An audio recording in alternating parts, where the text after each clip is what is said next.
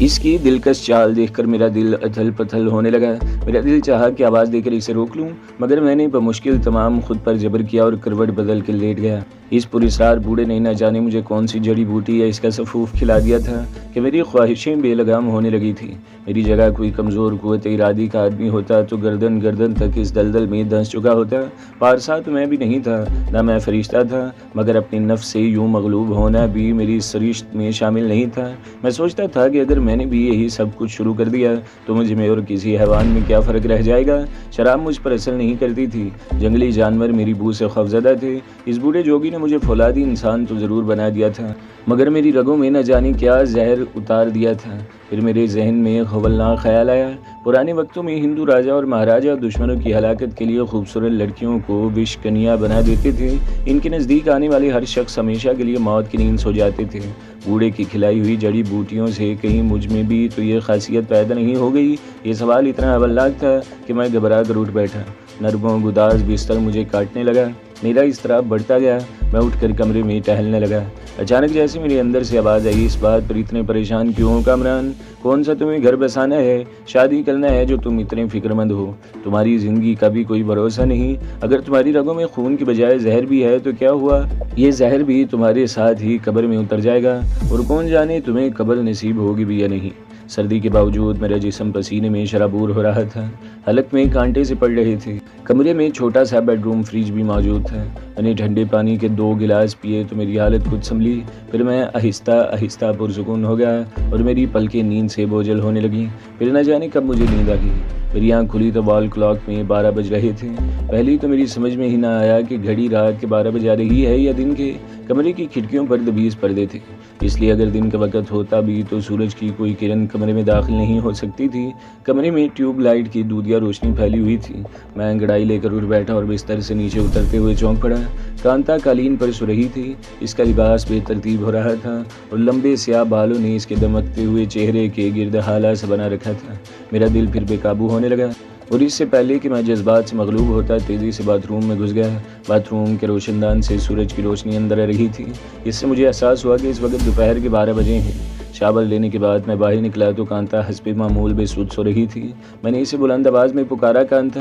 میری آواز پر وہ ہڑبڑا کر اٹھ بیٹھی۔ یہ کیا حرکت تھی؟ میں نے پوچھا۔ بس میرا دل چاہا اور میں یہاں چلی آئی، وہ توبہ شکن انگڑائی لے کر بولی۔ اس وقت دروازے پر دستک ہوئی تو کانتا اٹھ کر باتھ روم میں چلی گئی۔ میں نے بلند آواز میں کہا، آ جاؤں۔ دوسرے ہی لمحے تیمور کمرے میں داخل ہوا۔ اس کے پیچھے پیچھے ہمایوں مرزا بھی تھا۔ میرے خیال میں اب تک تمہاری نیند پوری ہو گئی ہوگی، ہمایوں مرزا نے ہنس کر کہا۔ پھر بولا، ایک مسئلہ اور کھڑا ہو گیا ہے کیا؟ میں نے چونک کر اسے دیکھا۔ کانتا اپنے کمرے سے غائب ہے۔ اسے سب جگہ تلاش کر چکا ہوں مگر اس کا کچھ پتہ نہیں چلا۔ ہمایوں مرزا نے دبے دبے لہجے میں کہا۔ مجھے اس کے انداز پر بے اختیار ہنسی آ گئی۔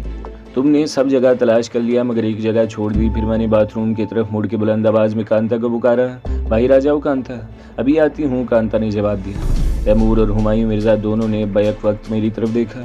ان کی آنکھوں میں حیرت بھی تھی اور بہت سے سوالات بھی، مگر ان دونوں نے مجھ سے کچھ نہ کہا۔ چند لمحوں توقف کے بعد ہمایوں مرزا نے کہا، ناشتہ یہیں بھجوا دوں یا ڈرائنگ روم میں کرو گے؟ اگر تم لوگ کر چکے ہو تو یہیں بھجوا دو۔ میں پھر کچھ سوچ کر بولا، کیا میں یہاں پڑا روٹیاں توڑتا رہوں گا؟ میں ایک دن بھی فارغ بیٹھ جاؤں تو میرا جسم اچکنے لگتا ہے۔ تم ناشتے سے فارغ ہو جاؤ، پھر پروگرام چیک آؤٹ کرتے ہیں۔ ناشتے سے فارغ ہونے کے بعد میں قبر سے ملوں گا، میں نے کہا۔ قبر سر جھکائے بیٹھا تھا۔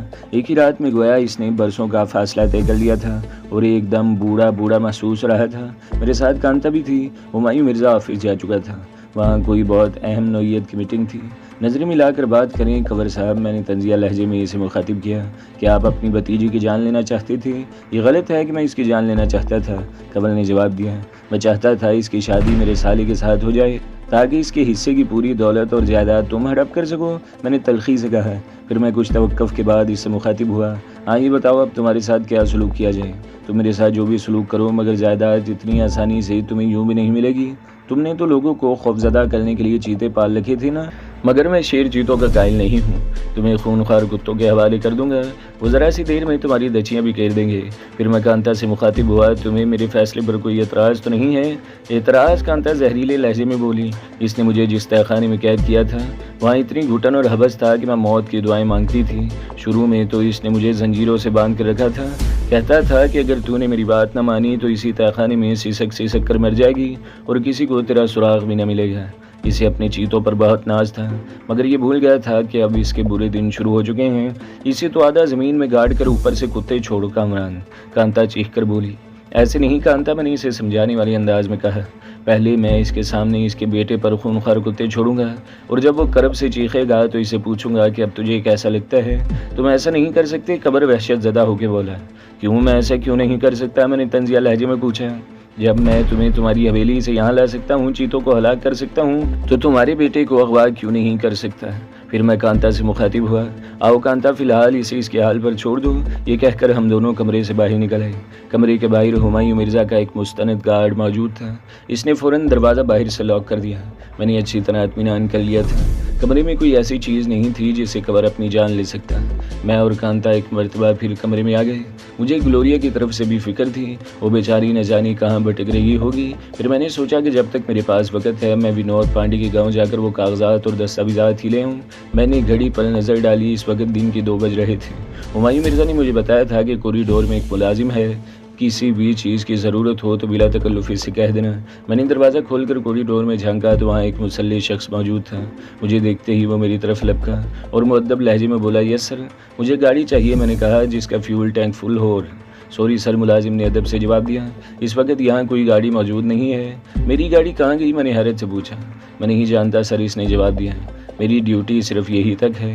तो फिर किसी ऐसे आदमी को बुलाओ जो गाड़ी के बारे में जानता हो। मैंने दृष्ट लहजे में कहा।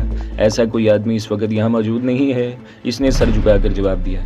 तैमूर कहाँ है? मैंने पूछा। मेरा साथी, वो इस कमरे में है। इसने कॉरिडोर के सिरे पर वाक़े कमरे की तरफ इशारा किया। हमारी आवाज़ें सुनकर कांता भी कॉरिडोर में निकल आई थी। मैं तैमूर के कमरे की तरफ बढ़ा तो वो भी मेरे साथ साथ थी। मैं तैमूर के कमरे में दाखिल हुआ तो वो ईजी चेयर पर नीम दराज कोई मैगज़ीन देख रहा था। मुझे देखकर इसने मैगज़ीन रख दिया और उठते हुए बोला, खैरियत तो है कामरान? तुम्हारा मूड मुझे कुछ ऑफ लग रहा है। हमारी गाड़ी कहाँ है? मैंने इसका सवाल नज़रअंदाज करते हुए कहा। गैराज में होगी, तैमूर ने उलझन अमेज़ अंदाज में कहा। और तुम्हारा वो बैग कहाँ है? मैंने पूछा। वो बैग तो मैंने तुम्हारे ही हवाले किया था, तैमूर ने जवाब दिया। फिर तबक्कर अमेज़ लहजे में बोला, आखिर यार प्रॉब्लम क्या है?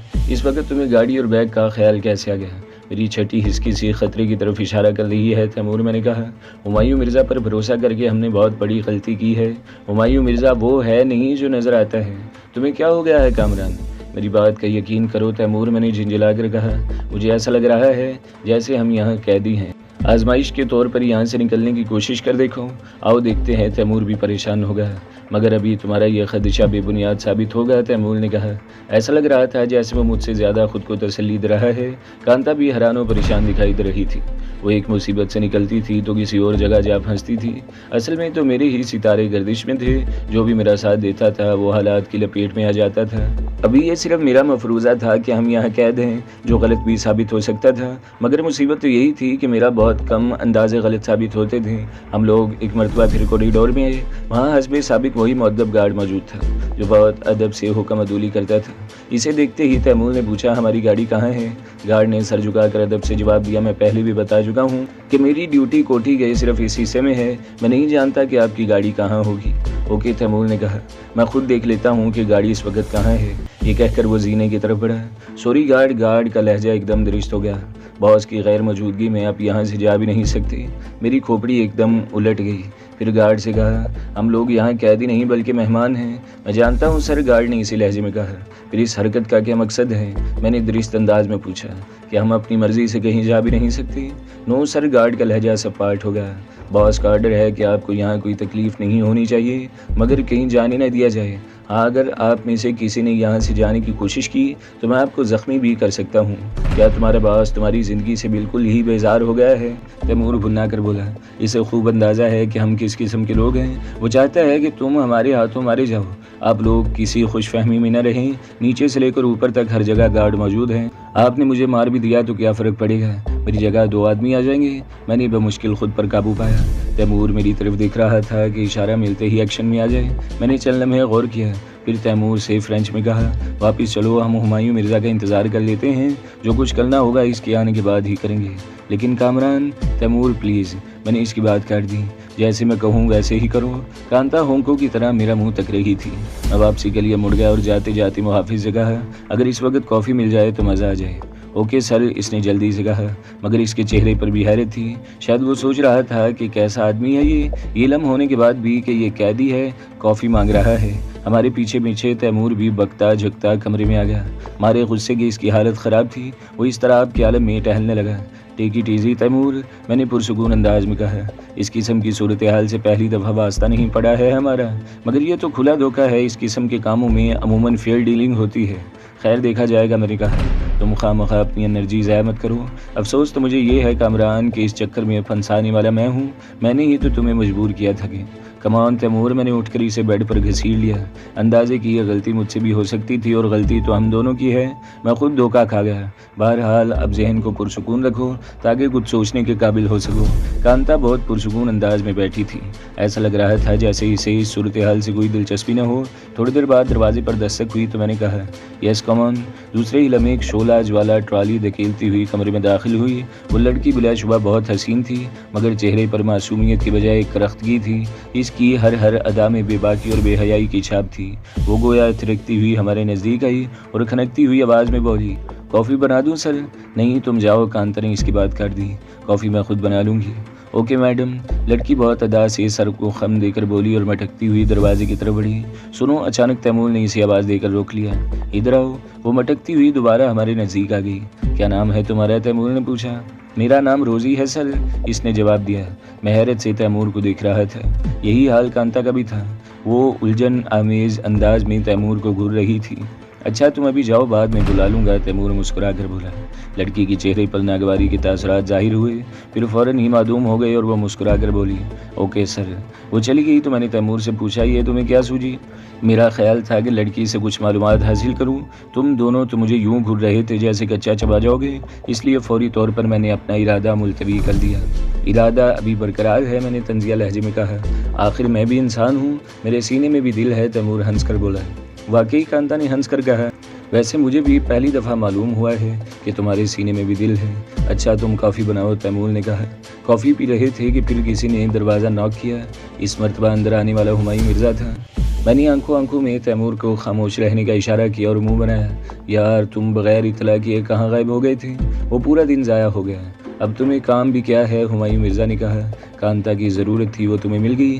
कांता के अलावा भी बहुत से ऐसे काम हैं जो मुझे करना है। मैंने अपने लहजे की तलखी छुपाने की कोशिश की। अभी तो तुम कुछ दिन आराम करो, काम करने के लिए तो पूरी तवज्जो चाहिए। बहुत हो गया आराम, मैंने संजीदगी से कहा। जल्दी से मेरी गाड़ी गैराज से निकलवाओ। तुम्हारी गाड़ी तो मैंने सर्विस के लिए भिजवाई है, मिर्ज़ा ने कहा। और गाड़ी का सामान? मैंने सर्द लहजे में पूछा। इसमें 2 सूटकेस थे और असले से भरा एक बैग। वो सब चीज़ें महफूज हैं, हुमायूं मिर्ज़ा ने कहा। दोनों समझ रहे थे कि हम में से हर आदमी एक दूसरे की तरफ से पहल करने का मुंतज़िर है। आखिर मैंने पहल करने का फ़ैसला कर लिया। खैर मुझे फौरी तौर पर एक गाड़ी चाहिए, मैंने अंदाज़न कहा। फ़िलहाल कोई भी गाड़ी मौजूद नहीं है सिवाय मेरी जीप के। हुमायूं मिर्ज़ा मुसलसल मुझे टालने की कोशिश कर रहा था। यार ये तो बहुत प्रॉब्लम हो गया, मैंने पुरख्याल अंदाज में कहा। खैर टैक्सी से ही चला जाऊंगा। ये कहकर मैं उठ खड़ा हुआ। आओ तैमूर, मैंने तैमूर से कहा। तैमूर के साथ ही कांता भी उठ खड़ी हुई। चलो मैं भी चलती हूँ तुम्हारे साथ। कामरान एक बात कहूँ, बुरा तो नहीं मानोगे? हुमायूं मिर्ज़ा ने कहा। मैं अब बुरा मानने की पोजीशन में कब हूँ? मैंने नरम लहजे में कहा। बहरहाल कहो, मैं सुन रहा हूँ। तुम कुछ दिन बाहर न निकलो तो अच्छा है। साफ साफ क्यों नहीं कहते कि हम तुम्हारी कैदी हैं, अपनी मर्ज़ी से बाहर नहीं जा सकते? मैं फट पड़ा। अभी थोड़ी देर पहले तुम्हारा मुलाजिम भी हमें मरने मारने की धमकी दे रहा था। मैं अगर तुम्हारी वापसी का इंतज़ार न करता तो कितना खून खराबा होता यहाँ, कुछ अंदाज़ा है तुम्हें? मेरा गुस्सा बढ़ता जा रहा था। मरने मारने की धमकी? हुमायूं मिर्ज़ा ने हैरत से दोहराया। किसने दी है तुम्हें धमकी? तुम्हारे इस मुसल्ले मुलाजिम ने जो कॉरिडोर में मौजूद है, और तुम्हें धमकी देने के बावजूद वो ज़िंदा भी है। हुमायूं मिर्ज़ा ने कहा। वो इसलिए ज़िंदा है कि हुक्म का ग़ुलाम है। यही धमकी अगर तुम देते तो सूरत हाल बहुत मुख्तलिफ होती। अब तक या तो तुम्हारी लाशें पड़ी होती या फिर हम लोग कई लाशें गिरा के बाहर निकल गए होते। मेरा लहजा तलख हो गया और इस बात से तुम भी अच्छी तरह वाकिफ़ हो। मुझे कुछ बोलने दोगे या खुद ही बोलते रहोगे? हुमायूं मिर्ज़ा झिंझिला कर बोला। मैं अभी इस मुलाजिम को तुम्हारे सामने बुलाकर पूछता हूँ कि इसने क्या कहा है और मैंने इसे क्या हिदायत दी थी। फिर मैं तुम्हें सारी बात तफसील से बताऊंगा। इसके बाद अगर तुम जाना चाहो तो मैं तुम्हें रोकूंगा नहीं। ये कहकर हुमायूं मिर्ज़ा उठकर दरवाजे की तरफ गया और मुलाजिम को आवाज़ देकर लौट आया। चंद लम्हों बाद वही मुलाजिम हमारे सामने सर झुकाकर खड़ा था जिसने हमारा रास्ता रोकने की कोशिश की थी। हाँ प्रकाश, बताओ तुमने इन्हें मारने की धमकी क्यों दी थी? आप इन्हें तो कहा था सर कि इन्हें हर कीमत पर रोकूं। मुलाजिम ने सहम कर कहा। विजय को बुला कर लाओ। ہمایوں مرزا جھنجھلا کر بولا تو ملازم تیزی سے باہر نکل گیا۔ اس ڈرامے بازی کو چھوڑو، میں نے سرد لہجے میں کہا، میں تم سے کسی قسم کی وضاحت نہیں چاہتا، بس میں یہاں مزید رکنا نہیں چاہتا۔ تمہاری مرضی کے خلاف میں تمہیں روکوں گا بھی نہیں، مگر پہلے پوری تفصیل سے سن لو۔ تھوڑی دیر بعد وہ ملازم کمرے میں داخل ہوا جسے ہمایوں مرزا نے پرکاش کہہ کر مخاطب ہوا تھا۔ اس کے پیچھے ایک لمبا ترنگا اور شاندار نوجوان کمرے میں داخل ہوا۔ اس کا کثرتی جسم اور چلنے کا انداز بتا رہا تھا کہ وہ مارشل آرٹ میں ماہر ہے۔ اس کی آنکھوں میں ذہانت کی چمک تھی اور وہ بہت ٹھہر ٹھہر کر گفتگو کر رہا تھا۔ وجے نے تفصیل سے بتاؤ کہ میں نے تمہیں کیا ہدایات دی تھیں؟ ہمایوں مرزا نے کہا، آپ نے کہا تھا سر کے مہمانوں کے لیے باہر زبردست خطرہ ہے، اس لیے انہیں کسی بھی قیمت پر باہر مت نکلنے دینا۔ وجے نے ٹھہر ٹھہر کر کہا، اور تم نے پرکاش اور دوسرے لوگوں کو کیا ہدایات دی تھیں؟ ہمایوں مرزا یوں جرا کر رہا تھا جیسے کورٹ میں مخالف وکیل کے باعث جرا کرتا ہے۔ میں نے بھی ان لوگوں کو یہی ہدایات دی تھی، وجے نے پرسکون لہجے میں کہا۔ پرکاش، تم نے مہمان سے کیا کہا تھا؟ ہمایوں مرزا کا پارا چڑھتا جا رہا تھا۔ میں نے ان سے کہا تھا کہ اگر جانے کی کوشش کی تو میں زخمی کر دوں گا۔ لگتا ہے تمہاری زندگی کے دن پورے ہو گئے ہیں، ہمایوں مرزا نے کہا اور ریوالور نکال لیا۔ پرکاش بری طرح کانپنے اور گڑ گڑا کر رحم کی بھیک مانگنے لگا۔ پھر اس سے پہلے کہ ہمایوں مرزا فائر کرتا، تیمور اس پر جھپٹ پڑا۔ پھر ایک زوردار دھماکہ ہوا اور گولی سامنے والی دیوار میں پیوست ہو گئی۔ تیمور نے ہمایوں مرزا کا ریوالور والا ہاتھ دونوں ہاتھوں سے پکڑ رکھا تھا اور ریوالور کا رخ چھت کی طرف تھا۔ پھر اس نے اچھل کر ہمایوں مرزا کے منہ پر ٹکر ماری، اس کے ساتھ ہی اس کے ہاتھ کو زوردار جھٹکا دیا۔ ریوالور ہمایوں مرزا کے ہاتھ سے نکل گیا۔ میں اس دوران میں آرام سے بیٹھا تماشا دیکھتا رہا۔ میں جانتا تھا کہ تیمور اس سے اکیلا ہی نہیں مر لے گا۔ میرا دھیان ان دونوں کی طرف کم اور وجے کی طرف زیادہ تھا۔ ہمایوں مرزا کو مغلوب ہوتے دیکھا تو وجے نے پھرتی سے ریوالور نکال لیا اور چیخ کر بولا، اسٹاپ اٹ! اس نے یہ کہتے ہوئے تیمور کی طرف ایک فائر جھونک دیا۔ گولی تیمور کو چھوئے بغیر سامنے والی دیوار میں پیوست ہو گئی۔ شاید اس نے جان بوجھ کر تیمور کو زخمی کرنے سے گریز کیا تھا، اس سے پہلے کہ وہ دوسرا فائر کرتا۔ میں نے تکیہ اٹھا کر اس کے منہ پر دے مارا۔ وہ ہڑبڑا کر رہ گیا۔ میرے لیے اتنی ہی مہلت کافی تھی۔ میں نے اچھل کر وجے کو دبوچ لیا اور اس کی دائیں کلائی کو زوردار جھٹکا دیا۔ ریوالور اس کے ہاتھ سے دور جا گرا۔ وجے نے ریوالور کی پرواہ کیے بغیر میرے پیٹ میں پوری قوت سے گھٹنا دے مارا۔ تکلیف کی شدت میں دوہرا ہو گیا۔ موقع دیکھ کر وجے نے راؤنڈ کک ماری جو میرے سینے پر پڑی۔ میں الٹ کر فرش پر جا گرا۔ تیمور کے بعد وجے پہلا شخص تھا جس نے مجھے دن میں تارے دکھا دیے تھے۔ عرصہ بعد مجھے کوئی مضبوط حریف ملا تھا۔ میں فرش پر اوندے منہ گرا تو وجے نے کھڑے کھڑے گردن کو دونوں ہاتھوں میں جکڑ لیا۔ میں نے اسے کک مارنا چاہی تو اس نے دونوں ہاتھوں سے میرے پیروں کے دونوں پنجے جکڑ لیے۔ اب صورتحال یہ تھی کہ میرا چہرہ فرش کی طرف تھا، گردن وجے نے دونوں پیروں میں جکڑ رکھی تھی اور میرے دونوں پاؤں کمان کی شکل میں اس کی گرفت میں تھے۔ میرے دونوں ہاتھ البتہ آزاد تھے۔ میں نے بائیں ہتھیلی پر اپنے جسم کو بیلنس کیا اور دائیں ہاتھ سے اس کے گھٹنے کو توڑ دیتا، مگر اتنے بہترین فائٹر کو میں ناکارہ نہیں کرنا چاہتا تھا تو میری ہلکی سی ضرب تھی اس لیے کافی تھی۔ فوراً ہی اس کے پیروں کی گرفت میری گردن پر ڈھیلی پڑ گئی۔ گردن آزاد ہوتے ہی میں بندر کی طرح الٹی کلابازی کھا گیا۔ اس طرح اس کا ہاتھ میری گرفت میں آ گیا۔ میں نے اس کا بازو پکڑ کر کھینچا، وہ میرے نزدیک آیا تو میں نے اپنے مخصوص داؤ استعمال کیا اور پشت سے اس کی گردن دبوچ لی۔ وجے نے بہت ہاتھ پاؤں مارے مگر میری گرفت سے نکلنے میں کامیاب نہ ہو سکا۔ ذرا سی دیر میں وہ ہانپنے لگا۔ اس دوران میں کانتا وجے کا ریوالور اٹھا چکی تھی۔ اس نے وہ ریوالور میری طرف اچھال دیا۔ میں نے ریوالور بائیں ہاتھ سے جھپڑ لیا اور اس کی نال وجے کی کنپٹی پر رکھ دی۔ بس اب کھیل ختم سمجھو، میں نے ڈپٹ کر کہا۔ ہمایوں مرزا اور تیمور دونوں ہی لہو لہان ہو رہے تھے۔ میں نے ہمایوں مرزا سے کہا، بس کیجیے کمشنر صاحب، اب بازی پلٹ چکی ہے اور میرا نشانہ بہت کم خطا ہوتا ہے۔ یہ تو میں بھی جانتا ہوں، دروازے کی طرف سے کوئی کرخت لہجے میں بولا۔ یہی خامی مجھ میں بھی ہے، نشانہ خطا نہیں ہوگا، اس لیے پلیز آپ لوگ ہاتھ اوپر کر لیں۔ میں نے ہاتھ بلند کر کے دروازے کی طرف دیکھا۔ وہاں درمیانے قد اور گھٹے ہوئے جسم کا ایک آدمی رائفل لیے کھڑا تھا۔ آپ کی تعریف، میں نے تحقیر آمیز لہجے میں کہا۔ میرے بارے میں کمشنر صاحب سے پوچھو، وہ غرا کر بولا۔ کیوں، تمہیں خود بتاتے ہوئے شرم آتی ہے؟ میں نے چڑاری والے انداز میں کہا۔ میں اسے باتوں میں الجھا کر قابو کرنا چاہتا تھا۔ بہت زیادہ چہک رہے ہو، وہ طنزیہ لہجے میں بولا۔ میرا نام سنو گے تو دہشت سے کانپنے لگو گے، وہ سرد لہجے میں بولا۔ ارے تو سناؤ اپنا نام، میں نے مذاق اڑانے والے انداز میں کہا۔ بہت عرصے سے میں نے کوئی ہارر مووی نہیں دیکھی، اسی بہانے کانپ لوں گا۔ میری بات سن کر تیمور نے بے ساختہ کہکا لگایا۔ رائفل والے نے گور کے اس کی طرف دیکھا مگر وہ میری طرف سے غافل نہیں تھا۔ اچانک کانتا نے تکیہ اٹھا کر اس کے منہ پر دے مارا۔ اس نے ایک ہاتھ بلند کیا اور تکیے کو والی بال کی طرح پیچھے کی طرف اچھال دیا۔ پھر وہ کانتا کی طرف دیکھے بغیر گھرا کر بولا، तुम अभी बच्ची हो, अब ते कद से बड़ी हरकतें मत करो वरना पछताओगी। है ना ये बच्ची, मैंने झुक कर कहा। यही बात इसे काफ़ी अरसे से समझाने की कोशिश कर रहा हूँ, मगर इसकी खूबसूरत खोपड़ी में तो शायद दिमाग ही नहीं है। कांता ने दूसरा तकिया उठाकर मेरे मुंह पर मारा और चीखती हुई मुझे मारने को बढ़ी। तुम सबके सामने मेरी बेइज्जती करते हो, तुम्हें जिंदा नहीं छोड़ूंगी। मैंने इसे रोकने की कोशिश नहीं की बल्कि इसे बढ़ने दिया।